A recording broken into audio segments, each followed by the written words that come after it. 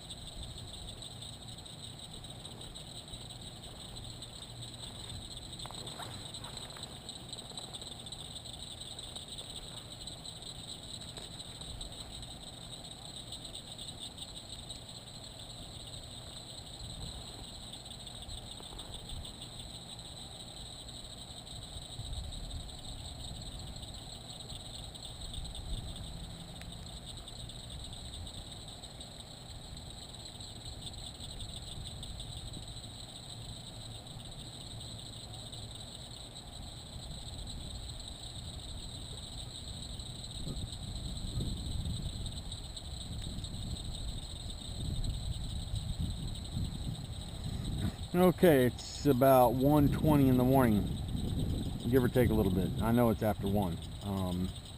We're still fishing.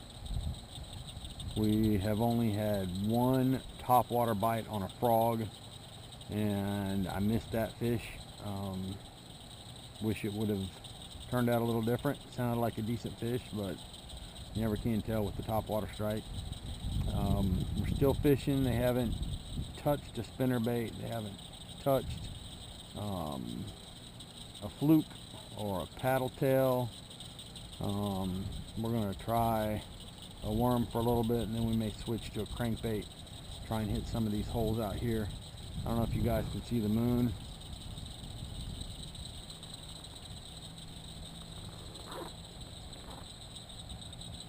But we got a full moon out. You can see it shimmering on the water right there. It's a beautiful night, whether you're catching fish or not. It's down to about 74 degrees, which is a whole lot nicer fishing than trying to do it during the day. Usually by 8:30, 9 o'clock, it's already getting too hot to fish. So we're going to give it another hour or so. Just keep paddling along and seeing if we can't pick up a couple fish. Anyway, have a good night. I'll check back in with you later.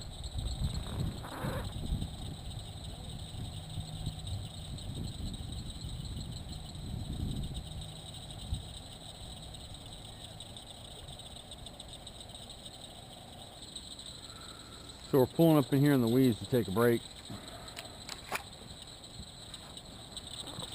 You know, if you don't catch fish, then it's always nice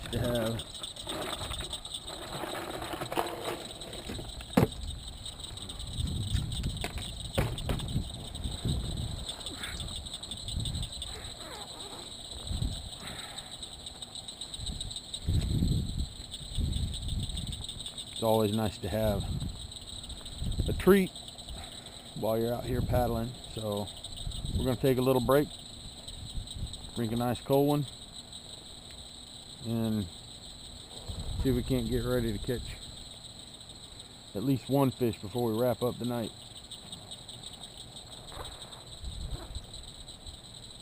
Alright, so we're going to switch it up a little bit.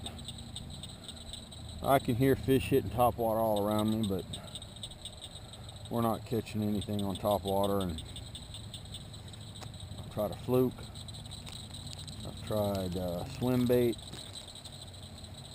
I've tried a spinnerbait. So now we're going to switch to a worm, and we're going to see how this turns out for us. I'm probably going to go weightless and give that a shot. So anyway, we got a Yum, ribbon tail, black neon.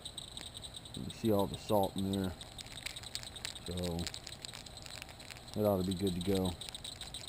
We're going to give that a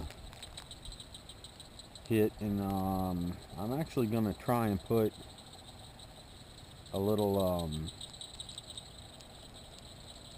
rattle in it, like a little worm rattle.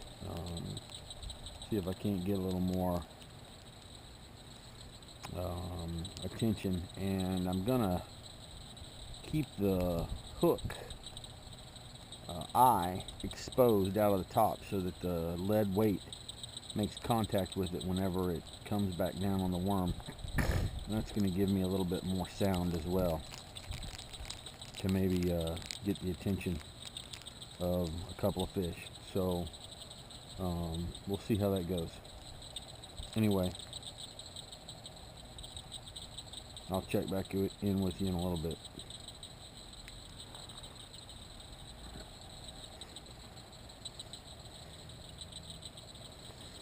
So this is how I put a worm rattle in. If you can see the worm rattle right here.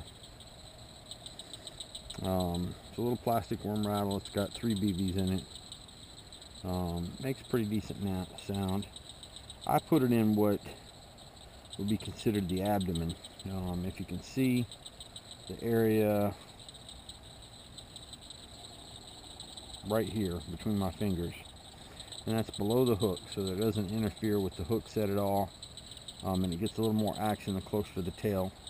And I insert it in there, and that gives me, I guess, the best case scenario. So we're going to do that now.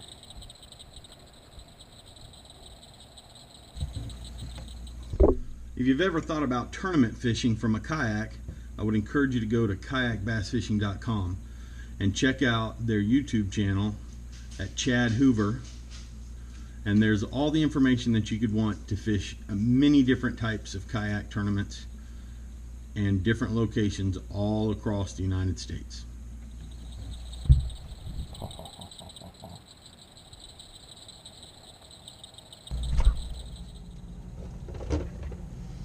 You know, you don't always catch a big one, but catching fish shows you what you did right and what you did wrong. The only way to perfect that is to keep getting out there and doing it.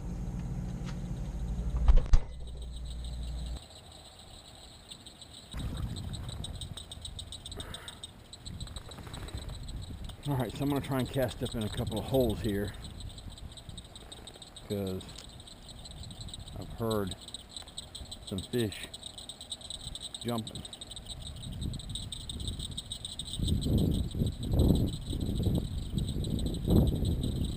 It's not quite gotten caught it. Probably better.